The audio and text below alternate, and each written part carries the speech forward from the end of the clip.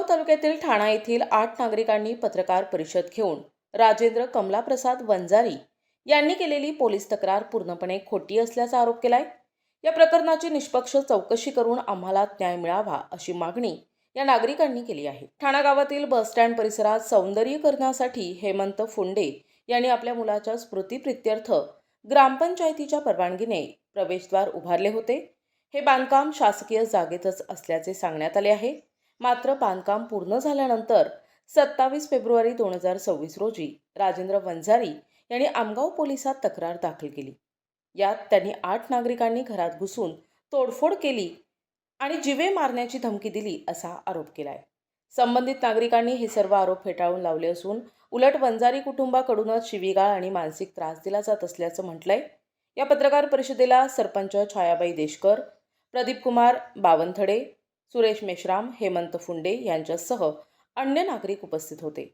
पोलिसांनी या प्रकरणाची सखोल चौकशी करावी अशी विनंती त्यांनी केली आहे। मी डॉक्टर हेमंत फुंडे, ठाणा, आणि ठाणा या गावी मला जवळजवळ आज 45-46 वर्ष झाले राहायला। तिथं सामाजिक कार्य, शिक्षण संस्थाचे काम हे करत असताना ठाणा ग्रामपंचायतच्या वतीनं यांनी एक प्रवेशद्वार बनवून देण्याची मला विनंती केली। त्यानंतर मी त्यांना त्यांच्या विनंतीनुसार एक प्रवेशद्वार बनवण्याचं काम सुरेश मेश्राम यांना दिलं। ते काम जवळजवळ बसवर चाललं। त्या कामाला त्याचं उद्घाटन, भूमिपूजन हे सर्व जनतेच्या समोर झालं आणि ते एक माझ्या मुलाच्या स्मृती म्हणून मला आठवण राहावी म्हणून आणि गावाच्या हिताच्या आणि गावाच्या सौंदर्यीकरण ह्या नात्याने मी ते याचं प्रवेशद्वाराचं काम केलं आहे आणि त्याबद्दल आता ह्या अनेक प्रकारच्या अडचणी निर्माण होतात।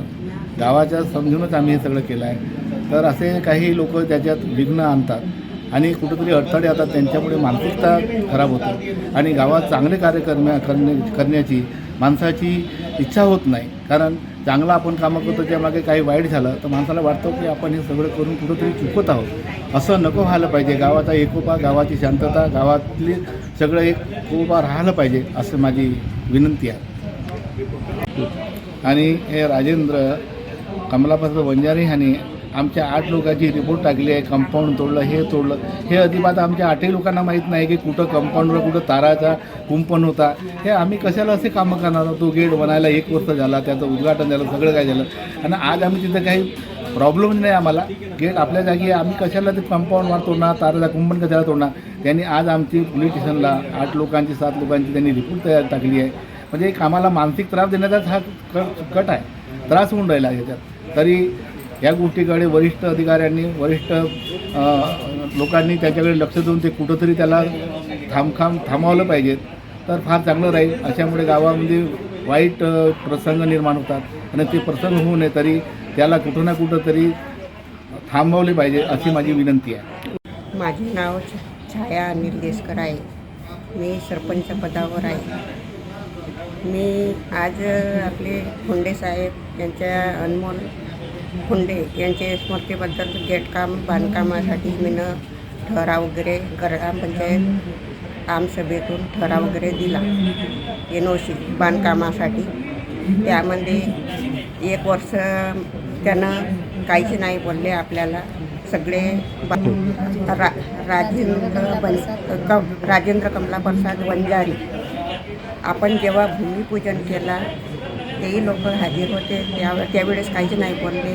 1 वर्ष त्याने आपल्याला साहित्य वगैरे, सिरमेट वगैरे सगळं साहित्य त्यांच्या येथेच ठेवत होतो आणि त्यानं बांधकामासाठी आपल्याला पाणी वगैरे सगळं काही पुरवठा केला आणि त्यानं आपले बांधकाम जेव्हा केला तेव्हाच आपल्याला लढवल्या पाहिजे होता, कारण हे माझी जागा आहे म्हणून।